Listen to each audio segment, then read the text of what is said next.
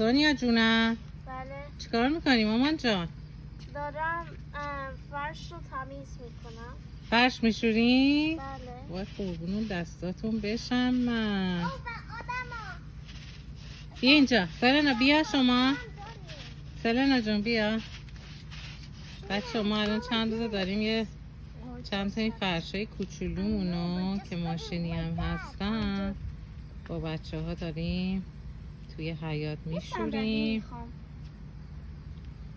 اینا هم به من کمک میکنن، میخوان یاد بگیرن.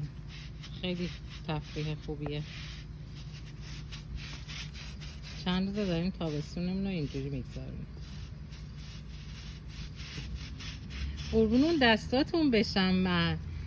سونیا یه ذرم بده سلنا انجام بده. آدما اینجوریه، ببین اول دستتون رو اینجوری میکنین، بعدا آدم رو یاد بگیری. اینجوری کنیم. آها میدونم اینجوری خوبترم هسته، ولی اینجوری واقعیه چجوری میکنیم. من و بابام یاد گرفتن به من. و کفشو در بیاریم خوب. آخ ماشاءالله بشه تو رو انقدر خانومی.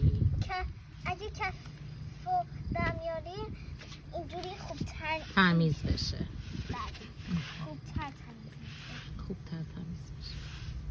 مرسی از سونیا جون و سلنا جون که به مامان کمک میکنن. مرسی از شما.